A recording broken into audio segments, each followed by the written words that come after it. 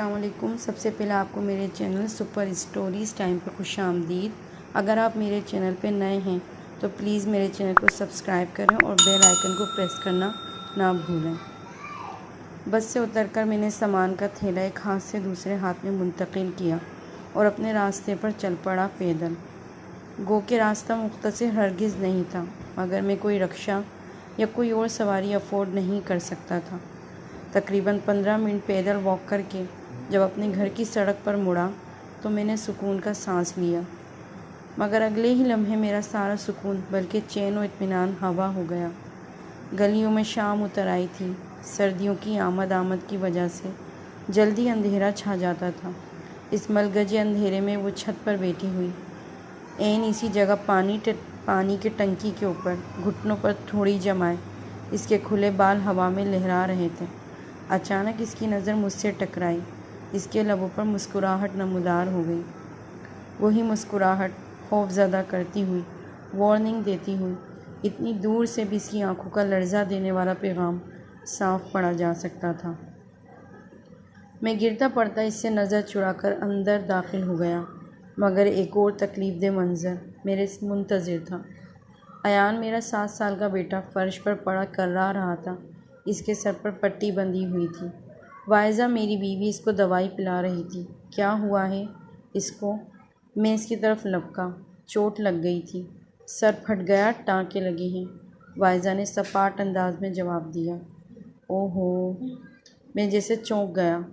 جب بھی وہ کسی کو نظر آئی تھی، کوئی نہ کوئی حادثہ ضرور پیش آتا، یا تو کسی کا ایکسیڈنٹ ہو جاتا، یا پھر کوئی بیمار پڑ جاتا، یا کوئی اس طرح کی چیز۔ میں جیسے گرسی پر گر گیا۔ اب آپ کو کیا ہوا ہے؟ واعظہ نے مجھ پر نظر ڈالی۔ اس گھر میں تو اس طرح کے واقعات معمول کی بات ہیں، تو کیا اس کا ذمہ دار میں ہوں؟ میں نے تلخی سے کہا۔ واعظہ جواب دیے بغیر کمرے سے نکل گئی۔ آخر کون ہے ان تمام واقعات کا ذمہ دار؟ میں اپنے بستر پر لیٹا چھت کو گھور رہا تھا۔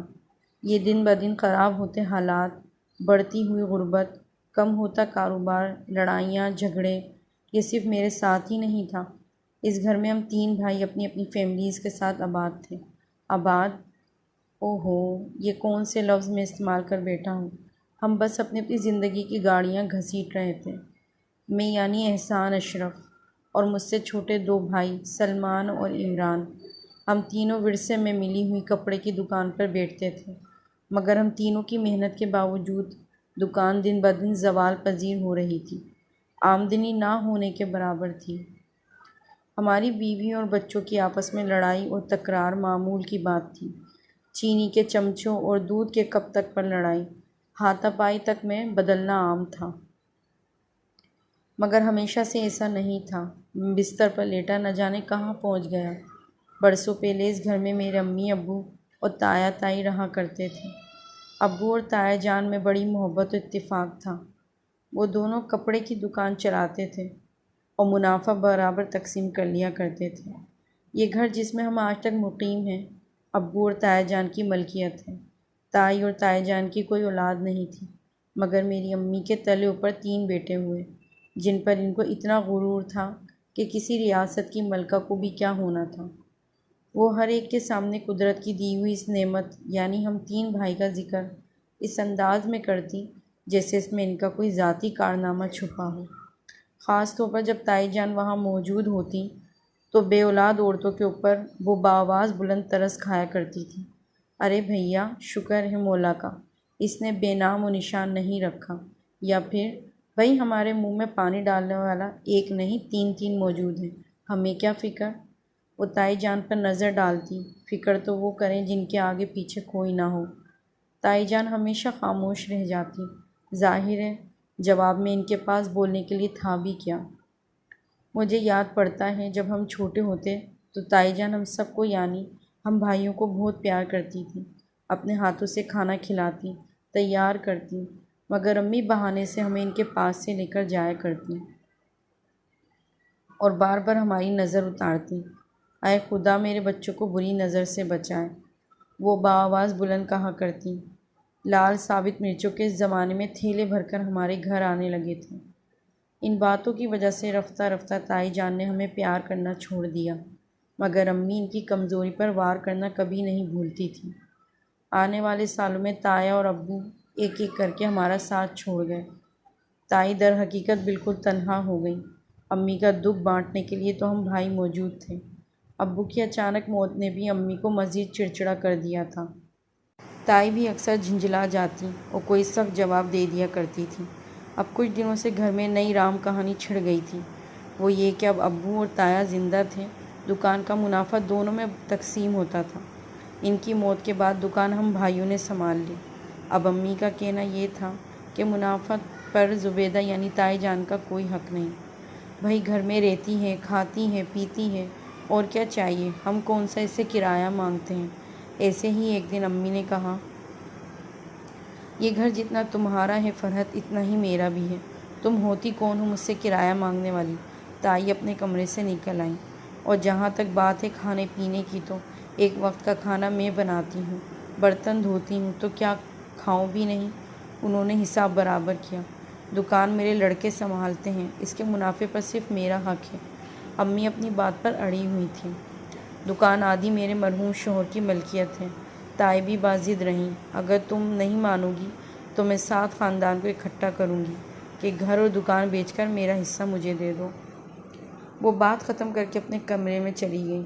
امی کے ہاتھوں کے طوطے اڑ گئے۔ اس پہلو پر تو انہوں نے غور ہی نہیں کیا تھا کہ اگر گھر اور دکان بیچنی پڑی تو تائی تو اکیلی جان جیسے تیسے گزارا کر لیتی، ہم تو خسارے میں چلے گئے۔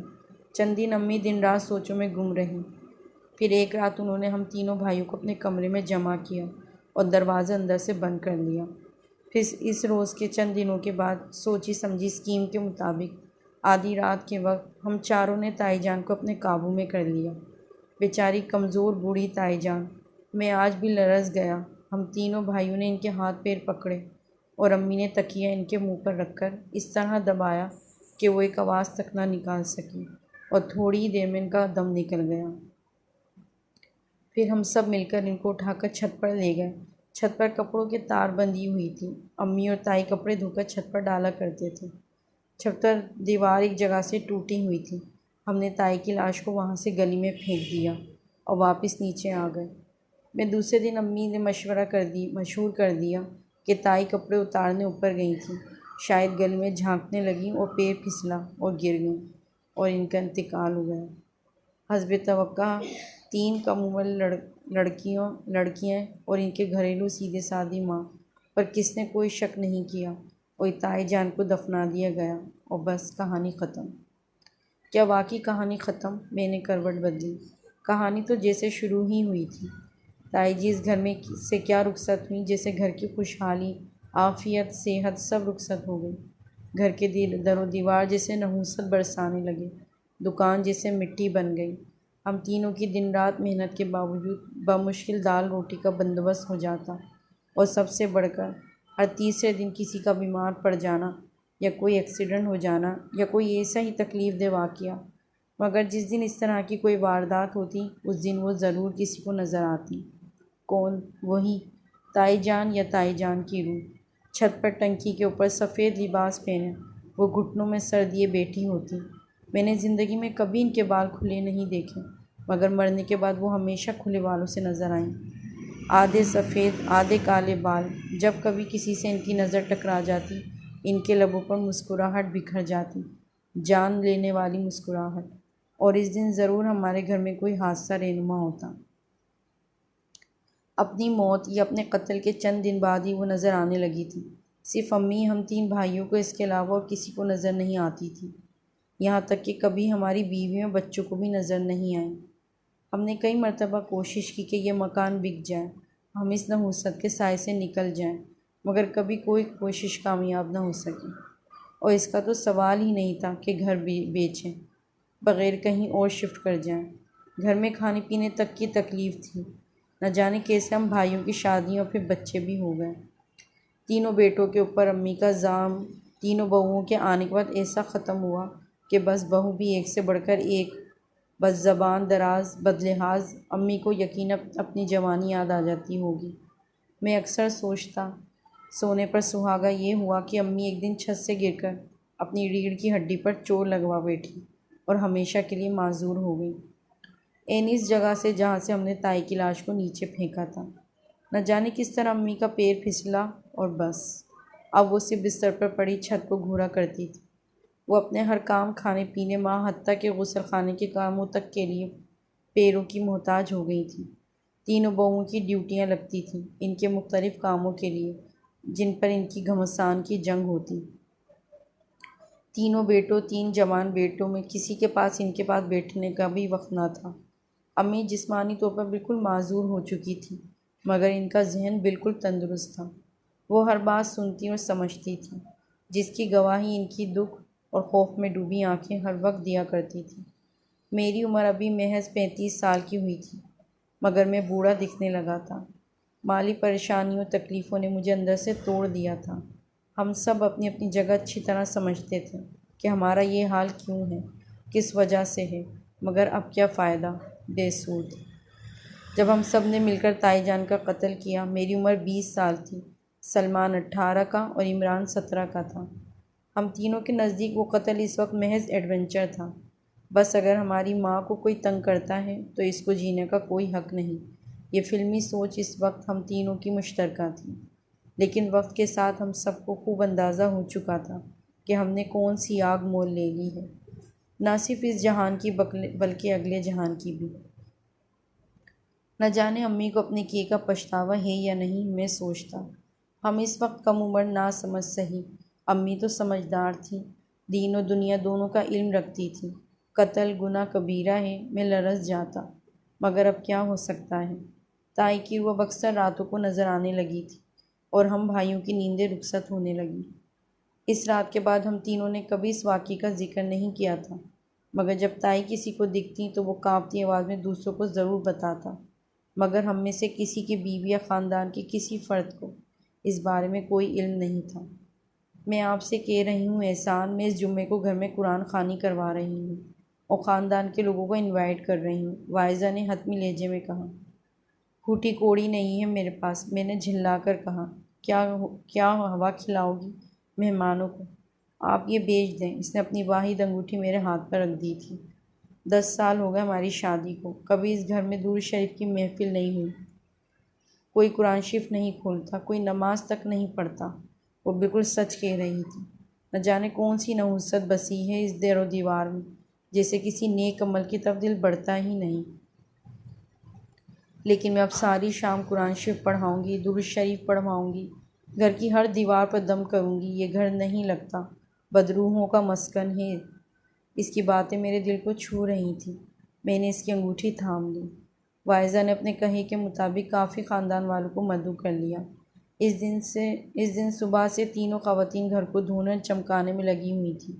برسوں کے بعد ہمارے گھر میں کوئی تقریب ہو رہی تھی، ورنہ تو عید بقرعید پر بھی کوئی اہتمام ہونا ختم ہو چکا تھا۔